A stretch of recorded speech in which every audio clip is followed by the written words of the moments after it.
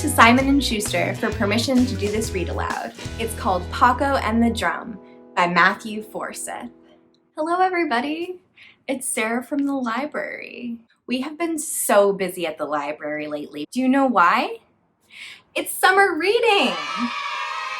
Summer reading is great because you're already reading, right? During the summer, you get prizes for reading. Just for reading! And reading is fun anyway, so it's like double the fun. It doesn't matter if you're too little to read on your own. Have your grown-ups keep track of how many minutes they spend reading to you. That counts too. You can even count this video as time spent reading. You can go to athollibrary.beanstack.org to sign up. We came up with all sorts of fun ideas for things you can do this summer. And if you go on to Beanstack and do the activities, you can earn cool digital badges that win you raffle tickets. You win your first prize on Beanstack just by signing up. And it's this really cool lawn sign. So you can let everyone know that you're a reader. You should be proud of that. Another part of summer reading I'm so excited about is our take-home kits. We have different crafts you can do every week, so your grown-ups can call the library to ask about them or go onto our website. Pokko and the Drum is a pretty new book, and it was quickly one of my new favorites. I love the art style, I love the colors, and it's really funny. And you know, sometimes being funny isn't about telling jokes, it's about things like timing. How fast you say something, or what kind of picture you put with words. Lots of things like that can make something funny. That's why I think this book is really funny. It's also about the power of music, how it can bring people together, and about how sometimes it's okay to draw attention to yourself. I even like the back of the book. I like how it has these things laid out all neat. And I like the description of the book. It says, a story about art and persistence and a family of frogs that lives in a mushroom. Pokko and the Drum by Matthew Forsyth. The biggest mistake Pokko's parents ever made was giving her a drum.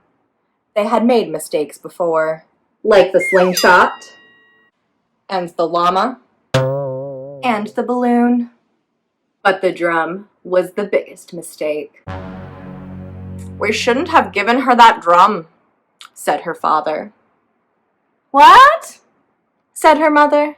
The drum is too loud. I can't hear you. The drum was a big mistake, said her father. That sounds like a wonderful idea, said her mother, who still couldn't hear what he was saying. The next day her father said, Pokko, why don't you take your drum outside for a little while? But don't make too much noise. We're just a little frog family that lives in a mushroom, and we don't like drawing attention to ourselves. That part is very relatable to me. Pokko agreed, and she set out as quietly as she could.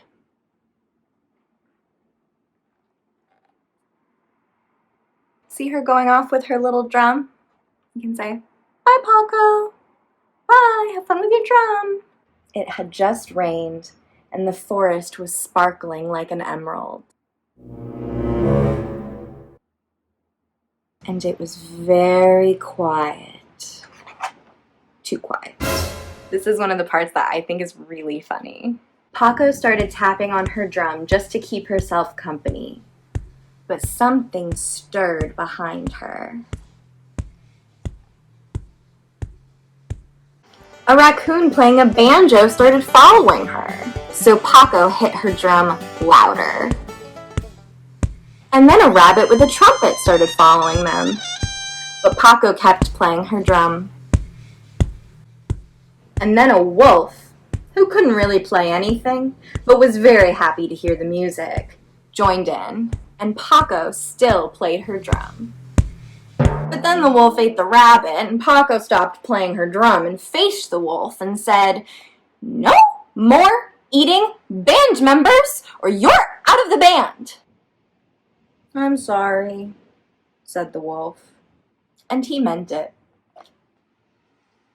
And then they all started playing again, and soon there was a crowd of animals playing instruments. What animals do you see? There's the raccoon, a dog. Is that the rabbit bat? A turtle playing the trumpet. I like him a lot. I'm not really sure what this is, but it's very cute. Is that a hippo? I don't really know. That's definitely a mouse. Bird? Soon there was a crowd of animals playing instruments.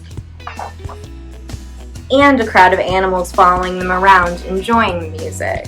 I think I'd be in this crowd of animals because I'm not very good at playing music. But that's okay. I'm good at reading stories. And they were all following Pokko. "Pokko, your dinner is ready," shouted her father.